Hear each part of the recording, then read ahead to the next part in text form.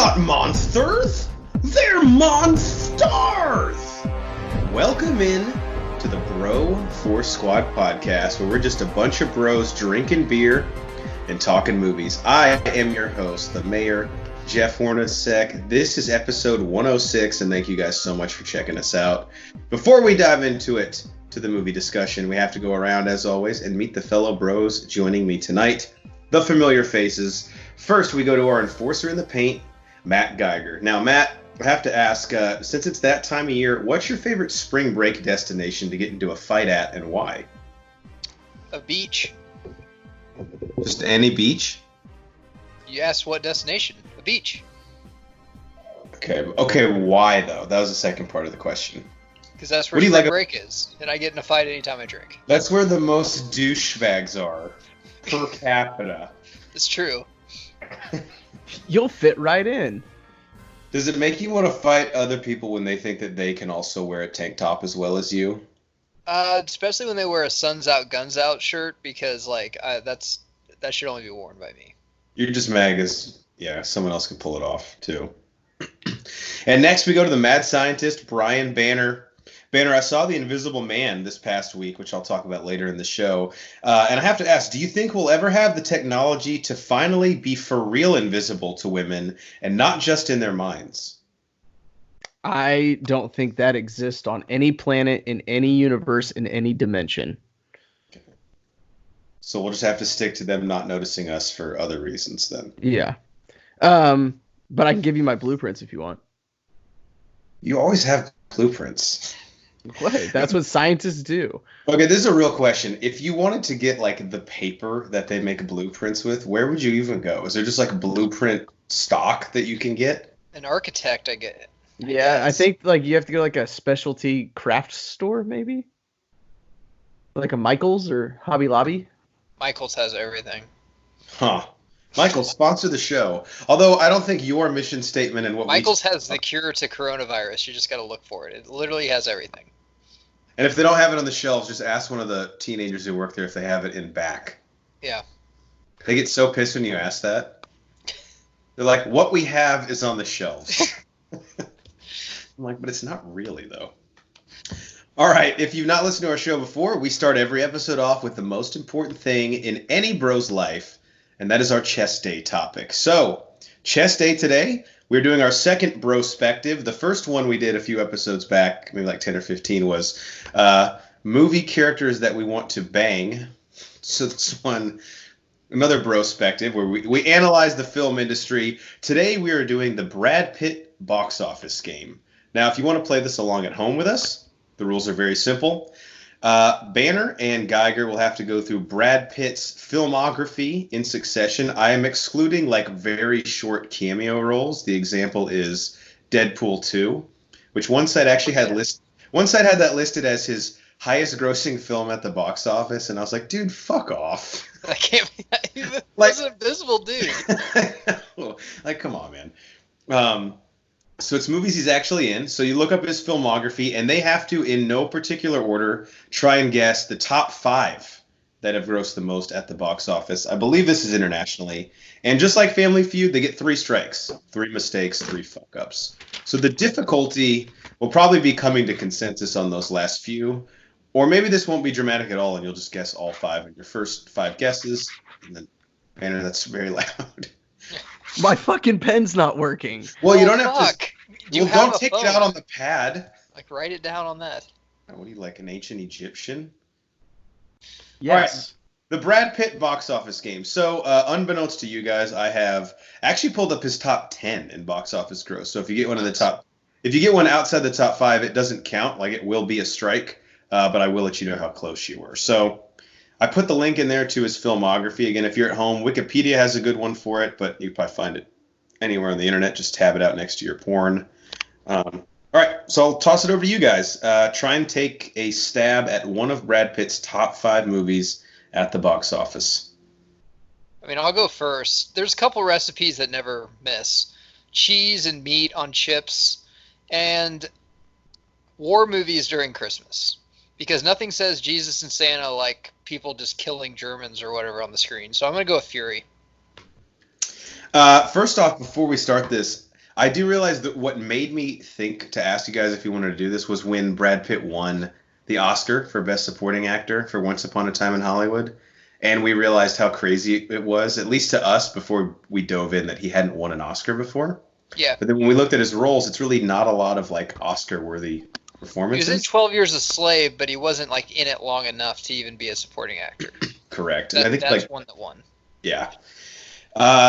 All right, so you say Fury, the tank movie. David Ayer, of course, the acclaimed director of Suicide Squad. Shia LaBeouf in it too, right? Yes, he is, and I believe Bernthal is as well. Fury, you will be surprised to hear, is not even in his top 10 What? all time at the box office. A Christmas war movie? Wow. Okay.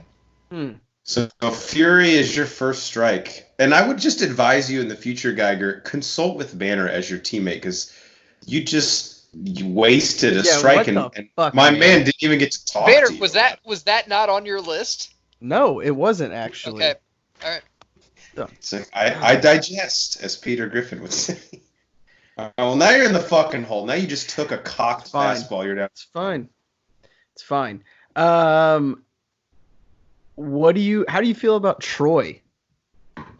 Dude, I don't know. That was that movie was like destroyed by critics, but But he was shirtless in it. I mean, and we saw his butt. But it was.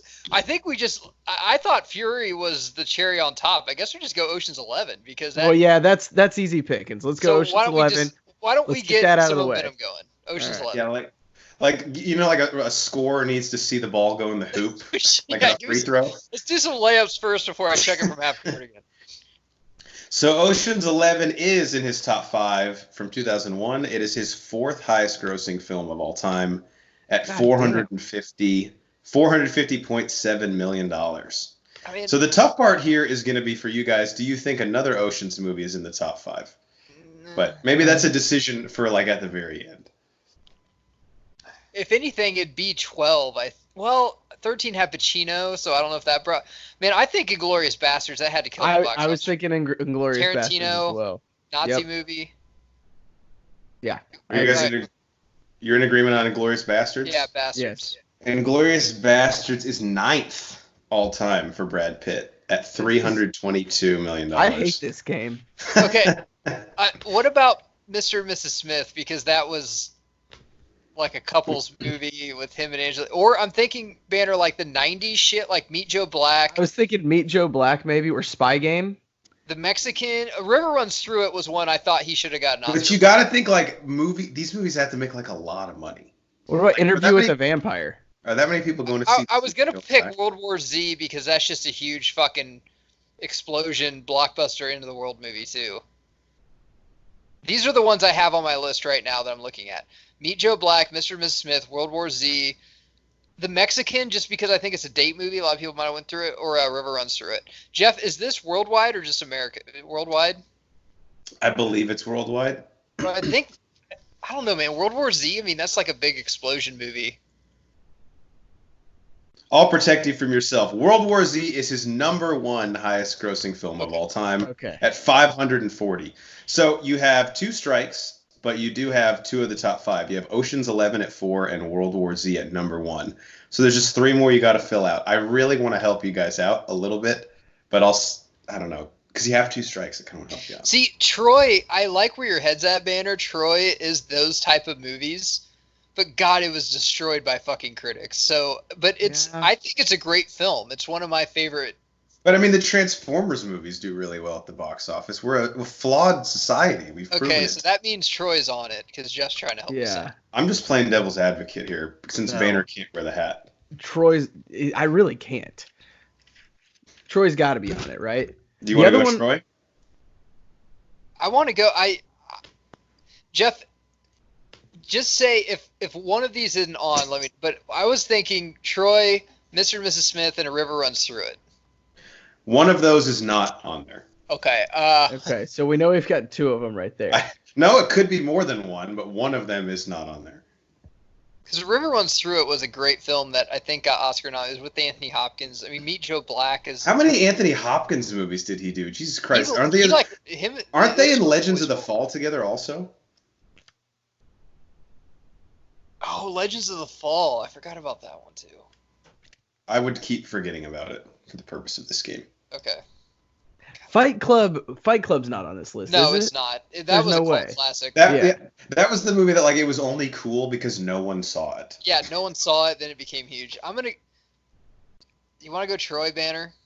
I wanted to go Troy like 10 minutes ago. Okay, let's go Troy, and then I think Mr. and Mrs. Smith is next. I'm telling you, man, coming back on this, you're gonna really regret just shooting from the hip with Fury to waste that strike. Troy is number 2 on his all-time box office list.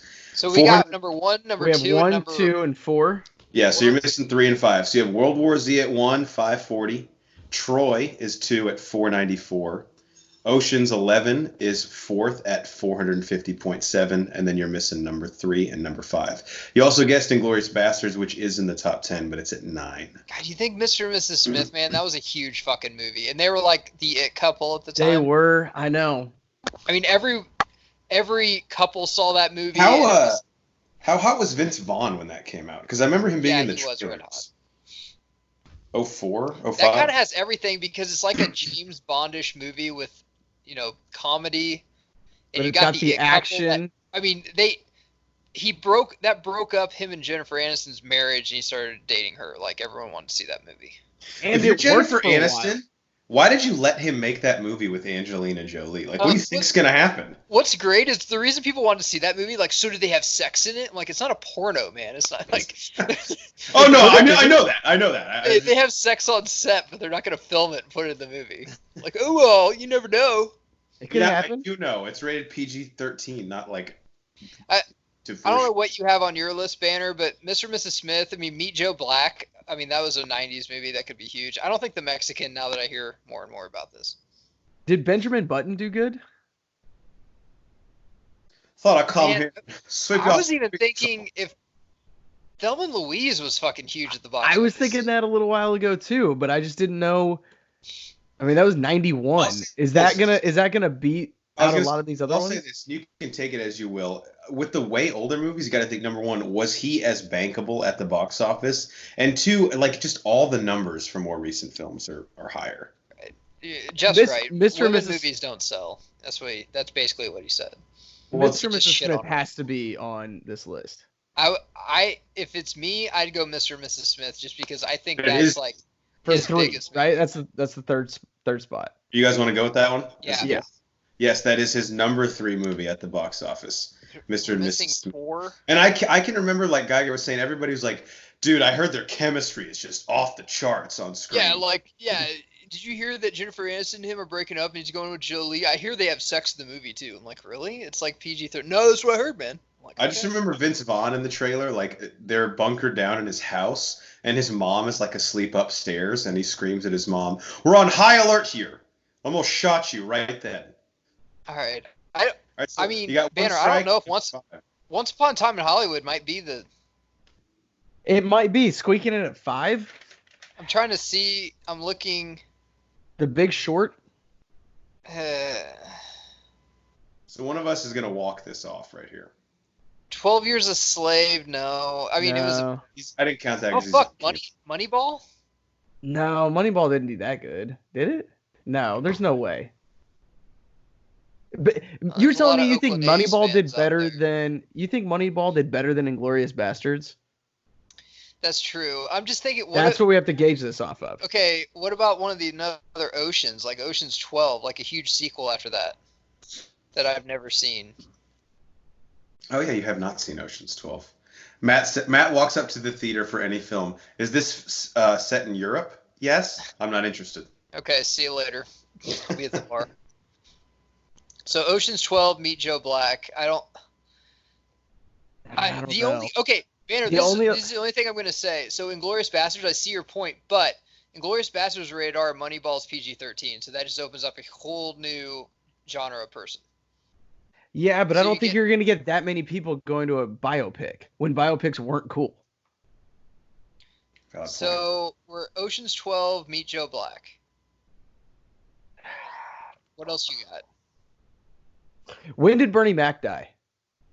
What the fuck does that matter? Because when people die, they go to their films. But he was in Ocean's 13. If that was one of his last movies. The guy in the movie. Okay. You never know. Because everyone went to Once Upon a Time in Hollywood to see fucking Luke Perry. Okay. Or did Keep they? going. Well, they might have. So now, He Once wasn't Upon a even Time in in the Hollywood is on. anthology of the Oscars. Banner's like, well, now you're bringing Once Upon a Time in Hollywood back into the conversation. Matt's Yeah. like, I was trying to make the opposite point. I would go with Once Upon a Time in Hollywood because it's recent and everyone went and saw that film. I would think. Because I don't think Ocean's 11 got that much. See, I'm leaning more towards Ocean's 12. Yeah, you guys already got Ocean's 11 at 4. So let me recap with the top 4 that you have, okay? World War Z number 1, 540 million from 2013. Troy is at number 2, 494.4 million. Number 3, Mr. and Mrs. Smith from 05 at 487.2. And number 4, Ocean's 11 at 450.7 million. I will say there's a pretty sizable gap between the 4 and 5. Not like massive, but it's substantial. It's either Ocean's 12 or Once Upon a Time in Hollywood. I would probably Okay, just Banner is like that Zach Galifianakis gif where all like the equations are flying across the screen. I would go with Once Upon a Time in Hollywood myself. How much did Ocean's 11 make? 450.7 million. And you said there's a number fairly 3. sizable gap between that and 5. The only thing is Ocean's 11 is PG-13, and whenever something's rated R, that's why comics are afraid to go rated R, except for Deadpool. Like, I mean, you're cutting out kids 13 to 17, and then all the religious freaks. So you're cutting out a bunch of people when you go rated R. Okay, So hang with me here. Hang with me here. I've got another little tangent here. So, what about Happy Feet 2? It's a kids movie. What? It's a kids movie. It came out Hang around. on, he's not the first one. I don't think so. It's not in his filmography. So All I'm right. assuming not. Thank God he's not in Shanghai Noon, or we'd be here all fucking night. Or Shanghai Nights, or whatever the fuck movie. God, it was Shanghai Nights, but he thought that was Shanghai Noon when he was talking. Honest mistake. It happens all the time. And then he was like mad at himself for going to bat. He's like, I don't even fucking like the second one. I'd go Ocean's 12. I guess it's an all-star cast. I mean, so is Once Upon a Time in Hollywood, but just the factor that it's rated PG-13 instead of R, and it's a sequel to one of. And the Jeff made that comment about, well, now you got to know, is one of the other Oceans on there? Yeah. Well, fuck. I mean, 13 though even had bigger because you had Pacino as the bad guy. And they're back in Vegas. I would probably. Yeah, but that's you. That's you. Right? I know. I'd probably go 12 because after 12, everyone's probably like, "Why are we still making these?" Yeah, it's 12. It's got to be 12. Let's go 12. Final Ocean's answer. 12. This is great podcasting. Ocean's 12 is number 6 on the list. Once Upon a Time in Hollywood's number 5. Once Upon a Time in Hollywood is number 5. Yeah. God damn it. I think that Oscar push, and dude, rated R movies now, I think studios are realizing like it doesn't fucking matter, dude. Just make a good movie, you know? Once Upon a Time in Hollywood at 389 million, Ocean's 12 at 362.7. That's close. Ocean's 13 not even in the top 10. Happy Feet 2 was number 8 though, right? Which I think Ocean's 13 is honestly compatible to Ocean's 11. I love Ocean's 13. Yeah. So I'll read the rest of his top 10. So Once Upon a Time in Hollywood was number 5. Ocean's 12 number 6. Benjamin Button was number 7. A lot of people saw that. Yeah, at 335.8. I don't know if you guys mentioned this one earlier and then kind of went away from it, but 7 was number 8. I actually don't think we mentioned it at all. No, I never really mentioned 7. I thought that was more kind of culty too. People liked it more after it came out. Inglourious Bastards was 9th. Obviously, you guys got that. And then rounding out the top 10, there actually is an animated film. It is Megamind, that one that he did with Jonah Hill, Will Ferrell. Oh, yeah. That was a cute one. At 321.9. So that was the Brad Pitt box office game. Wow. So stupid. Close. When you guys were debating between Ocean's 12 and Once Upon a Time in Hollywood, I was like, damn, it's actually kind of impressive they have it down to these two. So we essentially, if we got Fury 6 went up there because Fury is those type of movies with World War Z and Troy. It's the same type of movie.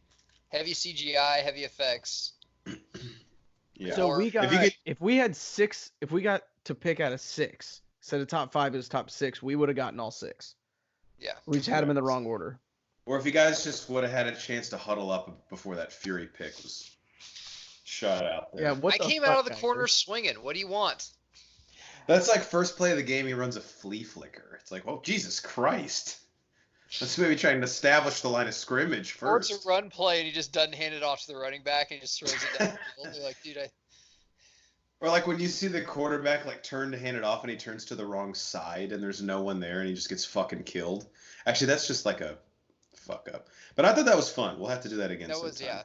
Yeah, that was fun. I like that. There's a lot of actors that'd be fun to do with. I mean, Leo, I think that'd be fun to do with. We could even do like genres. We could do like franchises if they're big enough. Like there's a shit ton of things we can do. We could do movies Elizabeth Banks is affiliated with that made the least money. Ooh, like the opposite box office. We could do opposite box office for some of these actors. God, that'd be really fun. Actually, that would be equally as fun. Matt Damon, like he's been in so many bad movies. Downsizing. I saw Downsizing and The Great Wall. Yeah, I saw The Great Wall. Banner and I didn't hate The Great Wall. You know who's in The Great Wall is Pedro Pascal, the Mandalorian. But we did hate Matt Damon's ponytail. It was not good. It literally looked like it was CGI'd like 90% of the movie. Why the fuck did he do that film? For someone who takes himself way too seriously, why did you...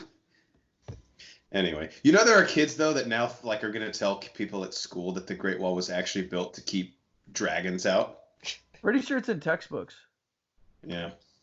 All right, that moves us on to the second part of our show, which is our protein shake.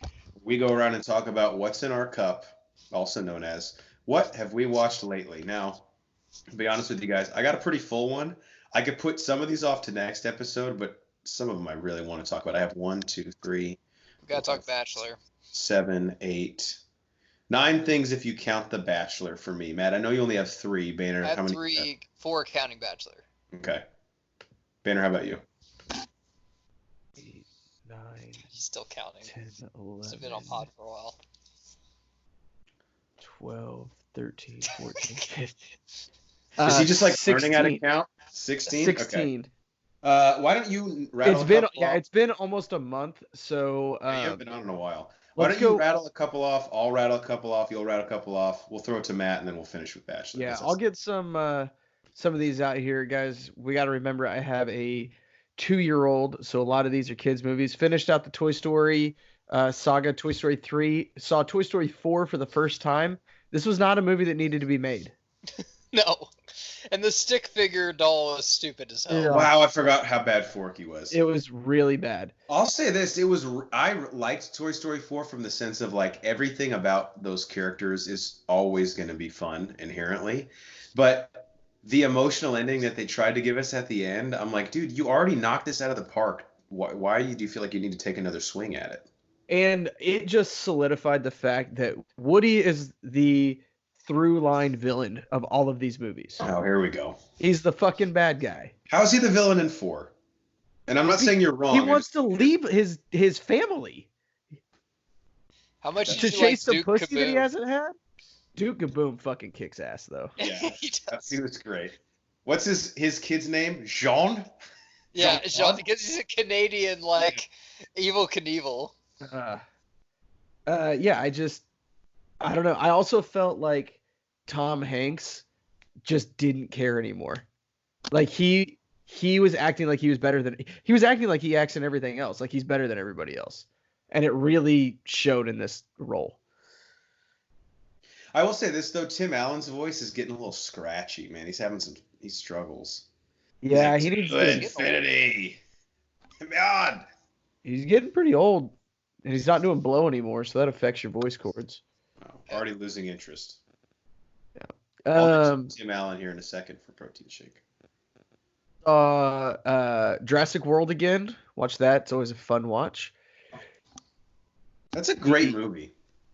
It really is. It's a perfect movie. It's in one of those categories that's like it's like Blow. It's like Pulp Fiction. It's an absolutely perfect movie. There's nothing in that movie that they could have made better. And Matt, I know you loved it because of the realism of it. Like, if we could actually train raptors, that's exactly what the fuck we would do. Well, and I also loved it that they did it. Like the park's been open for a while, so people just don't really give a fuck anymore. Just like if you would Kids are, show like, on someone their in the phones. 90s my cell phone, they'd be like, "Oh my god, this is the coolest thing ever." And then after a couple of years, they're like, you know, so what? I can get the internet on my phone. Who cares? Kids don't give a shit. Let's see. Moving right along here. I watched Monsters Inc. and Monsters University. I haven't seen Monsters University. It's solid, not great, but it's fine. It's harmless, as they like to say. So they're making a Disney Plus monster series. I can't recall when it's set, but Banner, if you had to pick, having seen both movies recently, would you rather it set during their like scaring days, maybe like just before the movie, because when they meet Boo, there's really like nowhere else to go, or would you rather have it set again when they're in college? No, definitely after they've already joined Monsters Inc. Are they in They a get Goodman fraternity? and Crystal for that? I believe so. Yeah. Wow. What else is he doing? I think Buscemi's Crystal, even nothing. John Goodman's on the Roseanne show without Roseanne. Yeah. Definitely. Yes, they're in a fraternity in it, but the way that it ends is kind of stupid, and how they end up at where they scare. But definitely a show of them, like the old glory days of them starting out at Monsters Inc. would be cool.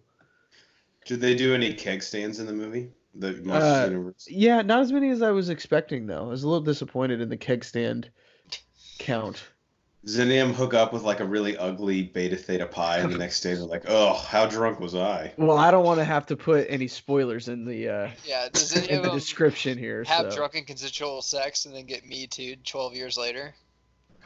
Yeah, once Sully makes it big in the scaring industry, they come out and they're like, "I mean, actually, he groped my leg at a." Pretty sure that's the premise that's of an the after show. credit scene or mid credit. Did a couple of just pod things here real quick. Also watched Velocipaster. Hey, our boy Brendan Steer, shout out. Yep, it was a very pleasant surprise. I'm not gonna lie, guys.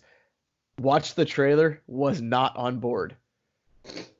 I was proven wrong. If you have seen Velocipaster or are interested, go listen to our past episode. We were so lucky to actually have the writer and director of the film, Brendan Steer, come on our show. And we asked him some of the hard questions about the Sounds plot. like a cool ass dude too. He's pretty fucking bro. And I'm just excited to see. I mean, anybody whose mind could come up with that concept, let alone actually, because what Cycly and I And said, to make it on $35,000. yeah, Roper Squad Hall of Fame nom? Oh, definitely. Oh, for sure. Cyclin and I bring up, like, we all have ideas for movies like this, but you actually took the fucking time to go and make this. And it's like, yeah, it's pretty crazy. And he wants to make a trilogy, which I was like, dude. He's like, awesome. He's like, like all creative types, I see VP as a trilogy. And I was like, dude, fucking go for it. I hope Sci-Fi like starts putting it on there, for Sharknado and stuff like that, because they have those type of movies on there. This is better than Sharknado because this one it's just clever. Like there's shit in it that you're like, dude, that's fucking hell. Like I would think of that. This is a movie that like you watch it once, okay, I love it, it's funny, but you watch it again and you're gonna pick up on all these little details, these like little subtle things that you probably missed the first time that are fucking hilarious. Sharknado's just huge because they can play them during Shark Week. Right. That's why that gets so much play. And real quick, Velocipaster on Amazon Prime Video. So if you have that, go there and stream it. And it's only like an hour and 2 minutes. Nice. Yeah, check it out. And then last thing before I'll throw it back to you guys, before you can throw it back to me. Me and Geiger did a commentary on Wild Wild West. It'll drop eventually. We did the Wiki. It was. Is that from? We did the Wiki. Is that Drew Hill? He was a thing then. Yep. Guys, that movie is probably the worst third act in movie history. Whoa. It's worse than Jingle All the Way. It's worse than Jingle All the Way. What's wrong with Jingle All the Way's third act? Check out our movie commentary to find out that I was begged to be on. I think there's a quote every morning I wake up. So there's a part like end of the second act where Matt is in Jingle All the Way, the commentary. He's really digging like Phil Hartman, and then things just go off the fucking rails. And Matt had his arms crossed and look on his face like, "Well, now I feel like I was lied to." It's like I feel like some dishonest tactics were used to get me to the end of this movie. Next, I also watched Parasite. Obviously, the movie that won Best Picture. I watched it after, so I wasn't on the review, but I echo a lot of the things that you guys said. Geiger, you got to watch it. I know that you're not a big fan of reading, but you got to watch it. Well, let me sell this to Geiger. Banner, would you say not even the last third act, because it's less than that? So last after 22 minutes. Right. After the quote-unquote twist or the reveal happens, you don't really know where it's going. And those last like 15 minutes are bonkers in a way that the only other director I've seen pull something like that off is Tarantino. I would agree with that 100%. 100%. It's just like, and it's funny, and like you're laughing at shit that you're like, I should not be laughing at this. But you can't help it. Because we're just bad people. All right, Banner, let me take a few and then I'll knock it back to you. All right, so I'm actually going to have a motif or a theme to my protein shake this week, and it's going to be, will Geiger like this? And some of these are going to be definites, and some of these are going to be fuck knows. Okay? The first one, this one's on Netflix. It's a movie a few years old with our boy Zac Efron. It's called We Are Your Friends. And this is about Zac Efron plays a DJ in like the other side of the valley in California from Hollywood Hills.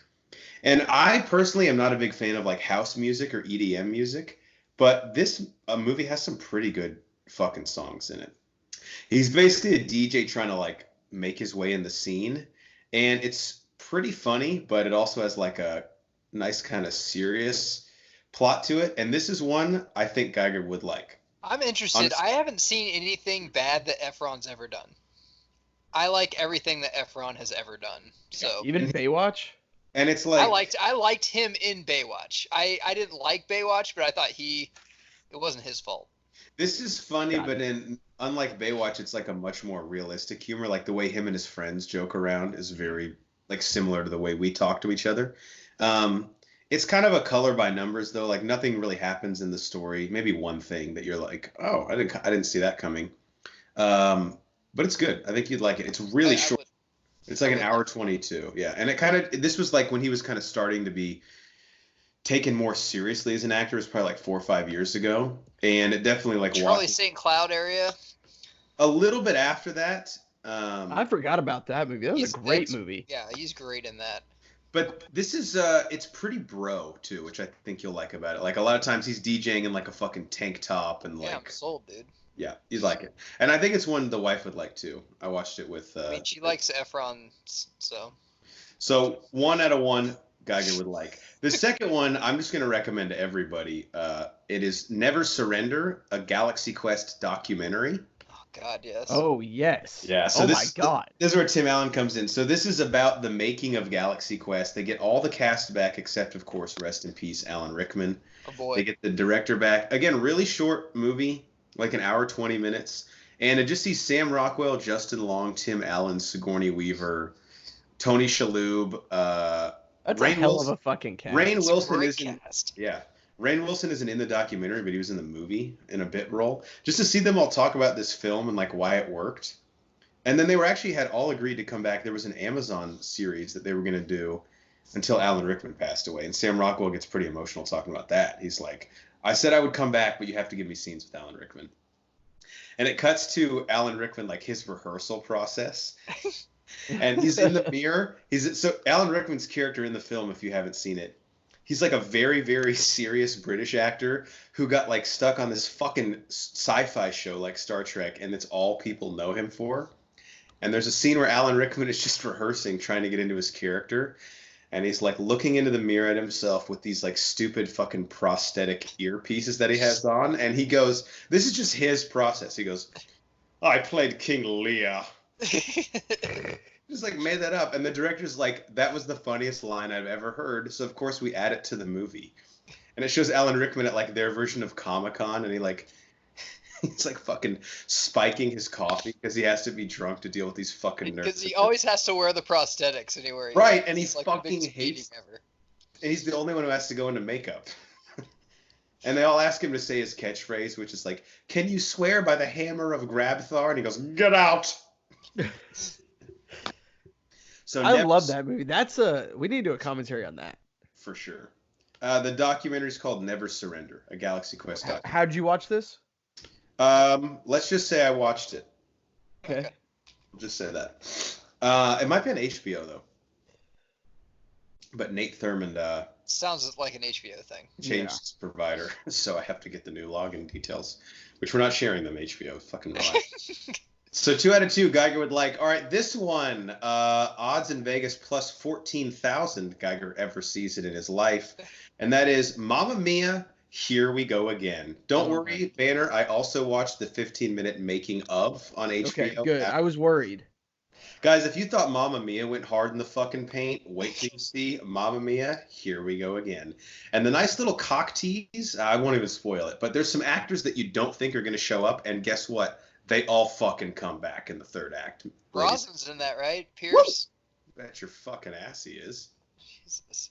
I don't know, man. All the bangers you want, and my girl Lily James plays a young Sophie. It fucking goes hard. Dancing Queen is an absolute banger. I don't care who you are, dude. It just is so good. It just gets the juices flowing. I understand. I feel you. It's playing at my wedding. Like, it better be. That's where I'll leave. Like, this is where I go. Yeah, Geiger, 0% chance he watches this. I'm not going to be dishonest, though. Mamma Mia, here we go again. It's not harmless. This thing can do some damage. And apparently, and this is just marketing genius, there was a re-release in theaters that the studio did, like a sing-along version with the lyrics. And when I heard that, I was like, I mean, why did I not know about this? How many 55 to 65-year-old white women, like, came their pants when they heard that was coming to theaters in that version?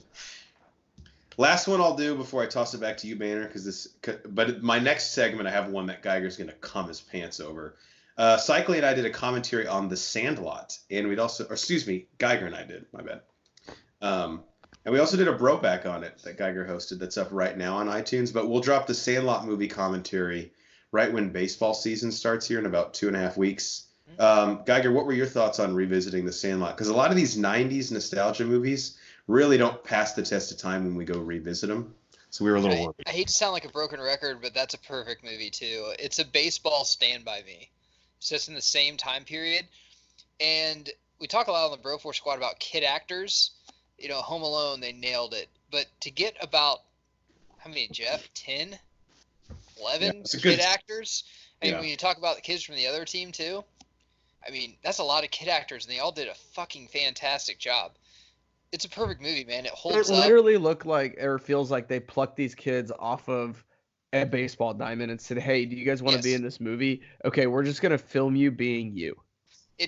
Mighty Ducks, we like, but at the end of the day, we're like kind of make fun of too. But Sandlot, I'm like, okay, this is like me just watching like a VHS tape of me back in 1991. Pretty much is what it is. Yeah. And Banner, you and I always talk about this in our Agents of S.H.I.E.L.D. reviews. What up, Trend Pimp? Casting kid actors is really hard to do. Probably the hardest thing in Hollywood. Yeah. So to get one or two of them good, let alone, and I'm not saying these guys, like, obviously not many of them had, prolonged careers, but they were perfect in those roles and not at all campy. Like, they delivered the authenticity of what a coming of age would look like in the 1960s perfectly. All right, Banner, back to you. All right. I think I can finish out fairly quickly here. So went ahead and watched Cars and Cars 2. Guys, Cars 1 is a fantastic movie. Cars 2 sucks monkey dick. Let me ask you this. Does Cars 2 suck because more Larry the Cable Guy? Or was that Cars 3 where they do him over the top? It was Cars 2. It wasn't. It was just, yes, that's part of the reason. But also they tried to make it like James Bondy, like a spy film. and it just didn't fucking work. Like, it wasn't about racing, which is what a movie about cars is. Yeah, so that was terrible. Then watch Frozen and Moana. Guys, Frozen's music sucks. It's fucking terrible. Wow. I've still never seen it, but I know enough about it to know that's a hot opinion. I do not like Frozen's music. I'll say this though, and it's weird because I thought Frozen's music on the whole was pretty overrated. Like, Let It Go is good. It's not a banger. No, not a banger at all. The instrumentals, because I've played this on YouTube, don't ask why, what I was doing. The instrumentals to a lot of Frozen's music is pretty solid, but yeah, the actual songs, nothing really, like, especially compared to Disney's pantheon of great original music. Like Mulan, Lion King, and Aladdin beat the absolute shit out of Frozen's original music any day of the week. Of course. Well, and I watched Frozen and then Moana right after that. Again, remember I have a 2-year-old, so it's not weird. Moana, 1,000 times better. Moana goes hard in the paint. Moana has 2 absolute bangers: the rock song, and then the one where she goes, "I've been staring at the edge of the water for as long as I remember." Yeah, I might know it. There's a few words we're missing there, but you guys get the picture. Yeah, it's close enough. All right, anymore we'd have to fucking pay Disney for it, so yeah. Stop it. Last movie I watched before I switch over to TV shows, Instant Family. It's got Wahlberg. Love Instant Family. Love it, guys. I had a fucking blast in this movie. How great is the fucking chick at the adoption clinic that just wants a D1 athlete? God, she's awesome. She is my spirit animal. She's like, I don't know what you guys are laughing at. Yeah. And then at the end, she ends up with like that nerdy Harry Potter looking kid. Yeah. That's such a movie. When I was done watching it, I'm like, I enjoyed that movie. And then I looked in the mirror like, yep, I'm mid-30s working a 9-to-5 job I hate. I'm the person in college I didn't want to be. Because in college, we would never watch that movie. No. There's no fucking way. And I love Rose Byrne, but even her I couldn't put up with for that. The chick in it, Banner, is in that movie Let It Snow, where I said, yeah, Dora the Explorer hooks up with the voice of Miles Morales. So she was Dora the Explorer. The chick that was in this. Okay. That's what I thought, but I didn't do it. I mean, not in the cartoon, but in the live action Dora the Explorer. Right, the one that nobody saw. That's even that came out. I didn't even think that was out yet. Said all of America. Yeah. All right, so that concludes my movies. Sorry, I lost the context, so I'm having trouble seeing here. Do you want me to TV shows. Nope, I got it. All right. Watched come on, please. Watched a documentary series on Netflix called The Pharmacist about the opioid crisis in New Orleans. Shit. Yeah, it's interesting. It talks about Oxycontin and how they had these pill mills, and it's still a thing today. And how this one guy kind of took it upon himself. He was an actual pharmacist in New Orleans and took it upon himself to try and fight that epidemic. It's interesting. I think 5, maybe 6 episodes, hour long, not too difficult to watch. We got through it in a day or 2. This one I got Thurman on, and he hates me for it, but it's awesome. It's called Love is Blind. Oh my gosh, right? I've had 2 people at work tell me to watch this. Oh my God, you have to watch it. It is. So here's the. I'm working on The Bachelor right now too, though. Man. I know. I can't. I know. It's a lot, but the premise of the show is Matt's looking at me like, okay, you have my attention. You do. Okay, so you take 30 guys, put them in basically a frat house, and 30 girls and put them in a sorority house, and they go down a hall, and there's these little rooms that they can go in, and they talk to each other. Guys and girls. They have 10 days. But they can't see each other, right? But they can't see each other at all. Are some of them, not to be rude, but unattractive? Surprisingly, they are all. None of them are like smoke shows, like, oh my God. But none of them are like, eh. They're not a 2 a.m. at the bar situation. Are there any grenades, as Mike the Situation would say? No. I would not say that. Well, see, that would It's be like fun. it's like they're like 11:30 when you're starting to sweat a little bit. Yeah, they're a midnight. Okay, yeah, like dude, I only got an hour before bar. That's like there's a big difference between 11:30 and midnight. Okay, That's a huge difference. 30 minutes. Some would say. So they go on all these dates, like they all date each other, and as they can start to rule people out. After 10 days, the guys have an opportunity to propose to one of these girls. Propose? We're just they skipping all the propose to fucking them. shit in between. They propose to them with never seeing them. Got it. Then, of those couples that got proposed, I think there ended up being like 6 or 7 of them. They send those couples to a couples retreat in Mexico. Oh, by the way, all these couples are together. So they dated each other. There's some drama because one guy didn't pick this girl and picked that girl, but that girl still got proposed to by this other guy. It's awesome. Shit. Yeah. This When is they're where it talking starts to each turn other, into, can they see like silhouettes or nope, anything of they them? can't see anything. They are literally talking to a blue wall. Can they hear their voice though, or is it like text chat? or No, something? they can hear their voice. Can you ask them dimensions or? I don't know. They didn't go into that, So which here's surprised me. It's like, so here's a fun question. Would an average size rowboat support you? Here's a question: are your boobs big or what? Then after this couples retreat, they have all those people move into an apartment complex together, and they have like dinner parties with each other. Then the very last episode, they have their wedding, and they can either say "I do" or "I don't." This seems like a lot of work to get laid. Although, guys, let's be honest. Open much. bar or not, how in would you be to go to a wedding where you're like, she might not say yes? at Oh, this? I'm in. I was in on this We would episode. pregame that so hard, bring flasks in. Be great. That's one really where like which side are you sitting on actually matters. It's like That are on you like- Netflix? Yep, Netflix. Okay. I believe Netflix has it all. Netflix is killing it right now for me. 30-minute episodes or longer than that. I think they're an hour. Ooh, Yeah. Okay. I will say there are times where it gets very redundant and very like, okay, we've already seen this. It's just like any other dating show. But when they're in the pods and they can't see each other, it's pretty good. A little different. The new season of the Clone Wars came out, so I'm up to date on that. Watched the first 2 episodes.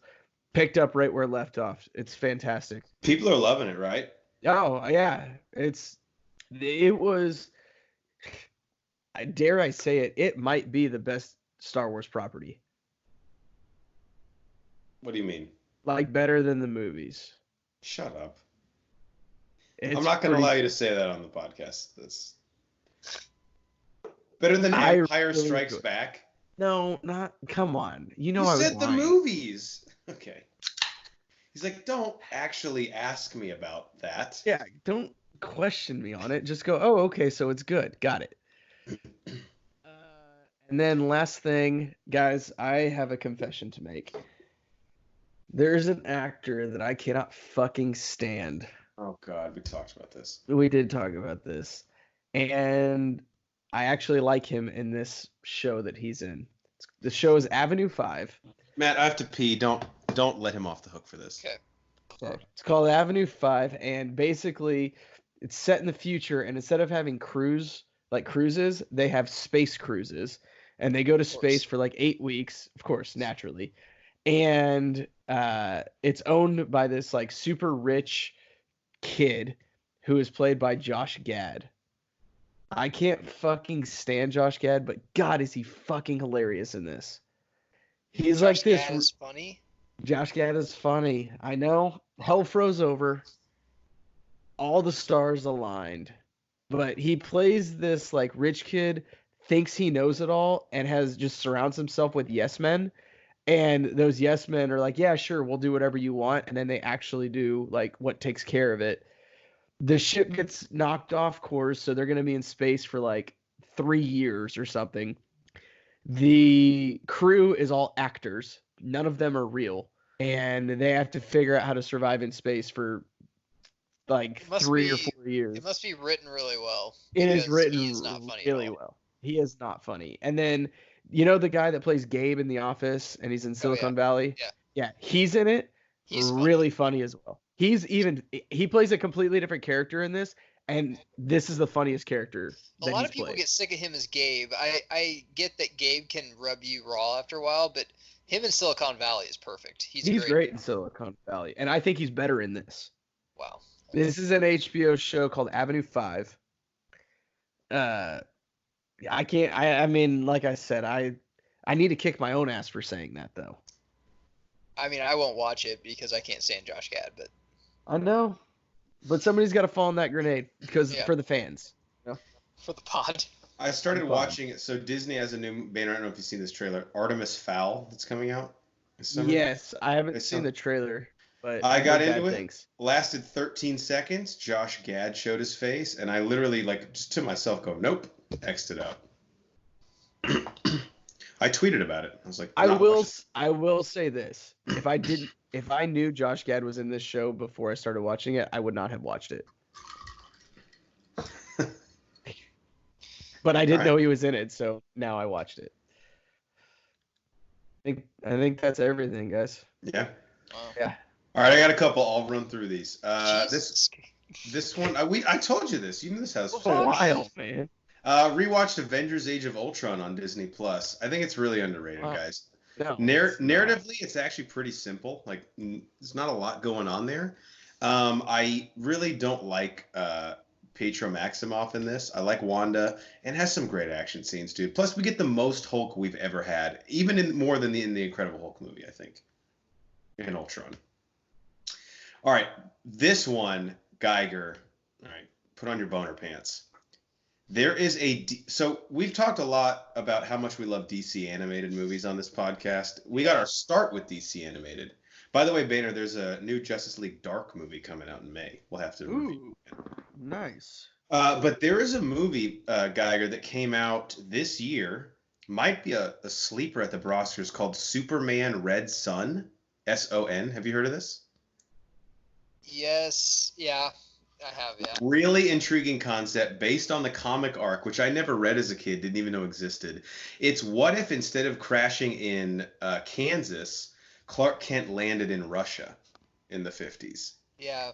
So he's raised like as a communist, and he like helps Russia, and like it takes place during like the Cold War, and Superman is like working for Russia. Like the United States has to fucking deal with that. And Lex Luthor is the president of the United States. It's just a really fucking interesting, like, what if on it. But I think, Matt, what I'm most interested to hear your take on if you watch this is what they do with Batman in this.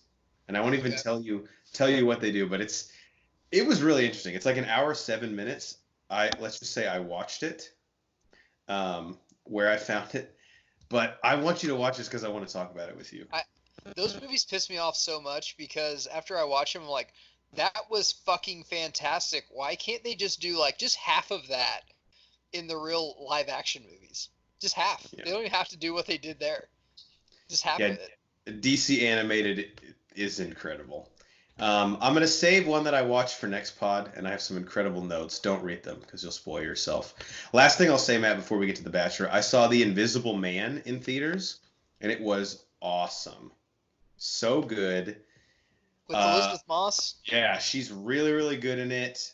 It has a Jordan Peele vibe to it, especially when you see the twist to it. Yeah. Why all this is happening.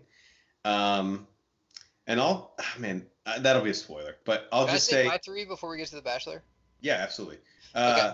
But I would highly recommend The Invisible Man to someone who likes the horror genre. And I didn't see like Gretel and Hansel or any of the horror bullshit that came out earlier this year. But a good start to 2020 for horror. All right, sorry, Matt. You take away. Okay, first one on Hulu right now. And it's sad that I'll name like some of my favorite movies, and this never comes up. And I think great movies, sometimes we get lost in the shuffle if they don't make 20 of them. But have we all forgot how great The Lincoln Lawyer is? Love yeah. The Lincoln Lawyer. That's on Hulu right now, and it's a movie that's never on TV. Like, it's not on FX, it's not on TNT. And I just saw it pop up, and my wife's like, I've never seen this. I'm like, we're watching this right fucking now. William H. Macy, Ryan Phillippe, and I think McConaughey's probably best role. Even, and I'm a Time to Kill guy, but that is probably his best role. I'll go to I Batman. think the only thing that well, and that's a show, is True Detective. But Yeah. And Serenity, obviously. get the fuck out of here. How punchable is Ryan Phillippe's face in that movie? I always kind of was a Ryan punchable is- Phillippe guy. I don't know. I liked him. I like Cruel Intentions. But anyway, it's You on want me Hulu right to- now. Go check it out. The It's other also thing a on fantastic Netflix, book and fantastic book series. If you guys are Yeah. into that kind of thing. It's a I'm not. series? Yeah, there's like 5 or 6 Lincoln Lawyer books. I'm pretty sure McConaughey signed on to do 3, but then I don't know, for whatever reason they haven't made any more. it's weird. I wish I could read. That'd be fun. So the other one's on Netflix, which I didn't think you guys would watch. It's probably off your radar, but I'm huge into movies, guys. I'm huge into wrestling. The other thing I'm huge into is music. And I don't know if you guys remember Behind the Music when we were in middle school on Oh, VH1. yeah, VH1. Oh, yeah. So this one has that type of feel, but so good. It's a documentary on ZZ Top, which if you're a classic rock guy like me, ZZ Top is probably the most interesting band in history because the time they came around, it was like the English Revolution. We had the Stones. We had Beatles were still there. We had Zeppelin. We had the Who. Like everyone in rock, like was kind of long hair and everything. But here comes these guys that have long beards, cowboy hats from Texas. They look like country singers. They play the blues, but are in classic rock genre. And it's very interesting just how they got their start and how many of these bands, like the Stones wanted them to open for them, and how many of these bands really dug their sound, and how basically, like we were talking about Galaxy Quest before with Rickman, these guys grew beards and they were like, we can't shave them now. Like it's hotter than hell, but we can't shave our beard because everyone knows us by our fucking beard. And I love old guys that are so used to be fucked up on drugs and probably still are, talking about old stories about how they would go to a hotel and just do all these drugs and do all this crazy shit. Because I don't think rock music does that anymore. No. It's They kinda can't with sad, social but- media, man. They'll get exposed so fast. I know, but now, I mean, people used to do drugs before the show, during the show, after the show, and now it's almost like a corporate event where they play for 45 minutes and they're like, okay, let's just go do something else now. But I love these music documentaries. I hope they do more of them. I'd like to see a Zeppelin one. I would kill to see a 10-part Beatles one. Like that. Same. That could like change the God, fucking that would be a insane. Rolling have- Stones one. I mean, anything like that.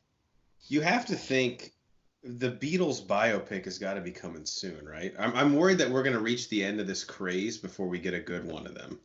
I don't want a biopic at all because that's only 2 hours. I want like some type of HBO Netflix documentary that's like 10 to 12 episodes, like 15 hours long of the Beatles is what I want.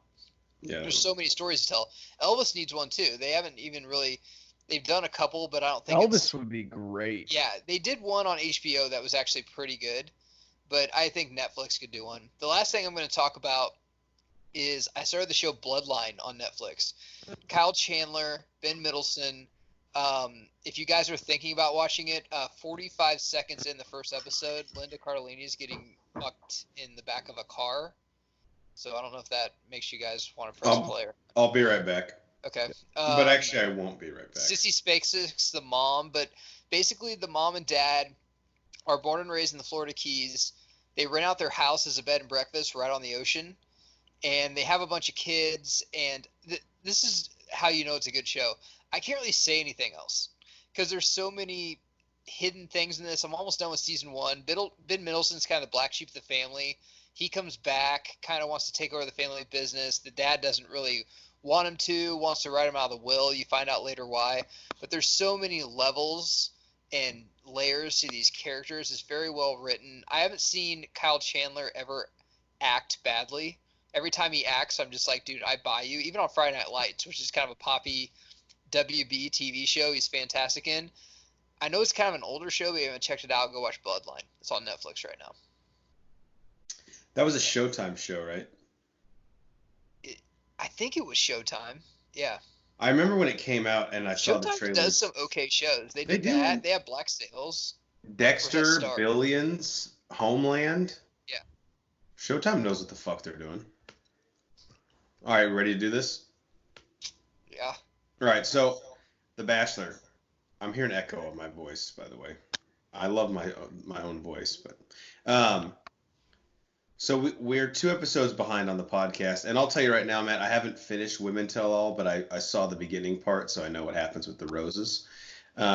Fantasy Suite, I don't have much to say. I mean, we all know what Peter did, right? He wanted to fuck Hannah Ann and Victoria F because he knew they were easy lays at the expense of Madison, and as a gambling man, I think that was the right play, right? Like Yeah. obviously Victoria F was only brought because she was a 100% guaranteed lay in the fantasy Yes. suite. And she's crazy as shit, so it'd probably be a little bit of fun. Yeah.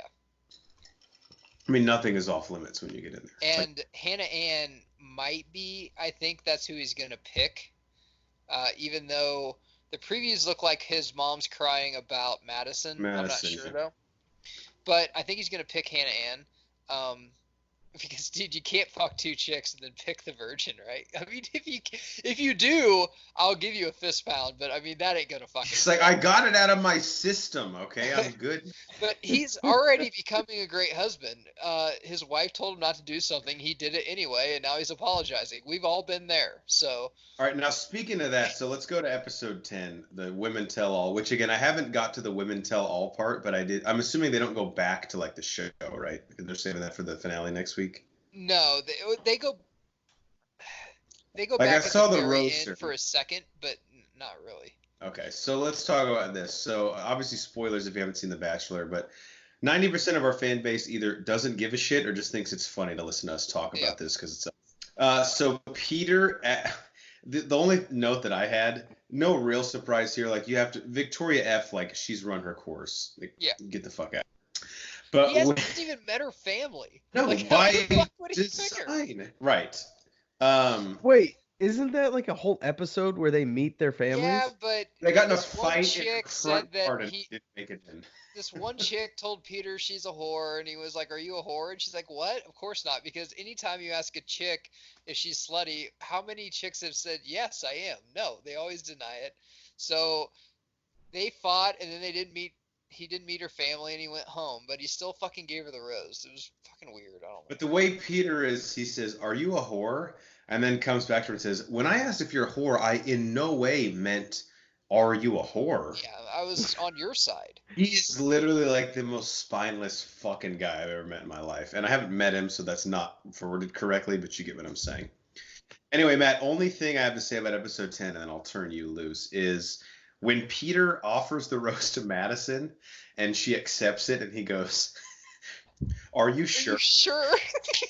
So I paused it and I said to my fiance, I'm like, "What's the number one rule in sales?" And she even goes, "When you get the yes, shut the fuck up." Yeah, no shit. So what was he do? He's like trying to talk himself out of the sale. I was like, only Peter would do that in that moment. He would snatch defeat from the jaws of victory. Peter I sounds had like a sex little with my bitch. wife last night before I busted my nut. I went, "Are you sure?" Like, what the fuck? I was like, what? It was like, I get you're surprised, but don't ask her that. Don't give her like actually, well, maybe I'm not. Any thoughts you had from the Women Tell? I haven't seen it, but obviously you can spoil it for me. It's really good. So they read. Did you get to the point when they read the mean text?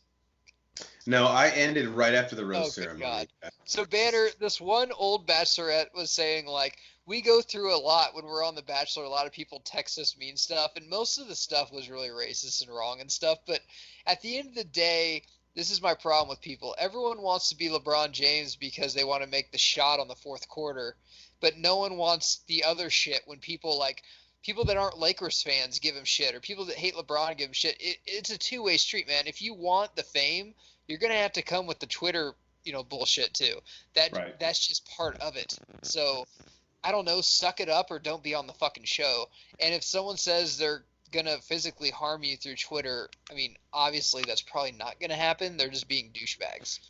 But Yeah, there are a lot of. It's called keyboard warriors for a reason. yeah, Like, it's the only place. that was one tough part, and all these women started crying, and they're like, "Yeah, this happened to me too, and I'm a victim,m," and I'm just like, "Get the fuck over yourself." Then Come on, give you wanna back be on the show. fame. Then give back the fame. And again, Like, I'm half not of you don't defending. have jobs. You're getting on the show to promote your brand or what the fuck ever. And The one Here's my thing, real quick, Matt. They could be guys. This has nothing to do with it being women, and I'm not defending the fucking assholes that say that shit to No, them. you shouldn't say Those that, but people are people are pieces going of to shit say too.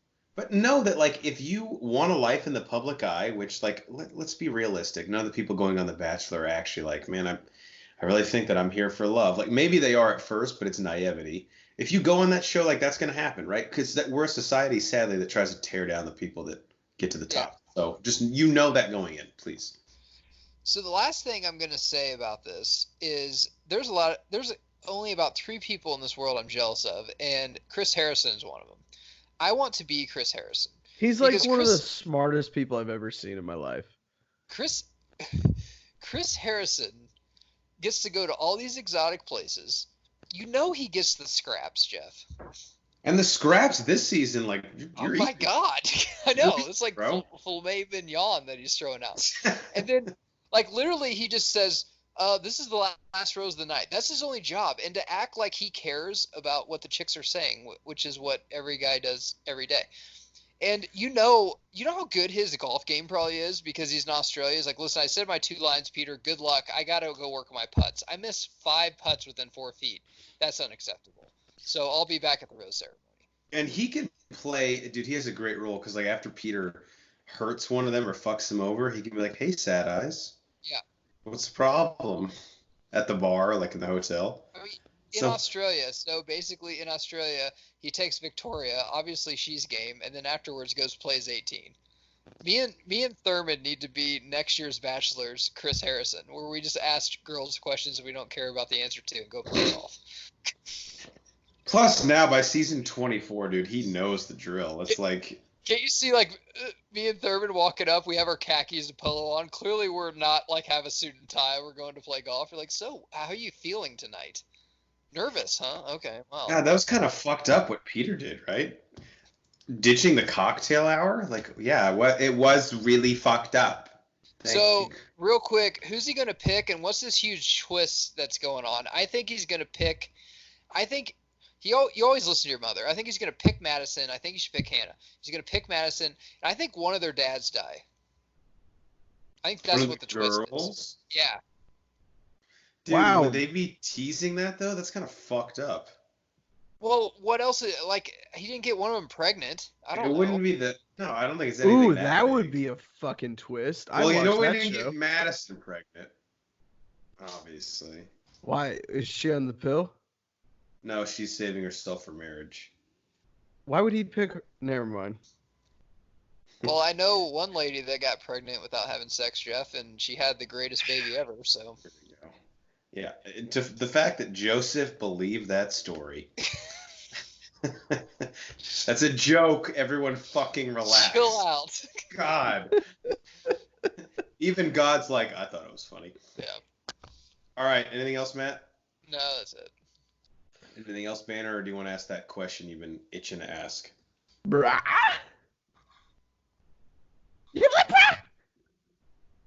And that brings us... Whoa. Ooh, that was an interesting one. I don't know that I could do that again. It was like in Digimon when you morph like a tiger with a caterpillar and they make a weird fucking Damn, animal. I forgot about Digimon. Digimon, digital monsters. All right. Our Do You Even Lift Bra segment is where we ask a question to close out the show that we want to leave you guys with. And today's is in honor of James Lipton, host of Inside the Actors Studio, who passed away this past Monday at the age of 93. And to honor him, we actually wanted to close with the question he always asked his guests before the end of his own show, which is, quote, if heaven exists, what would you like God to say when you arrive at the pearly gates? Banner. I just want him to say, you did make a difference by telling everybody to pull over for emergency vehicles.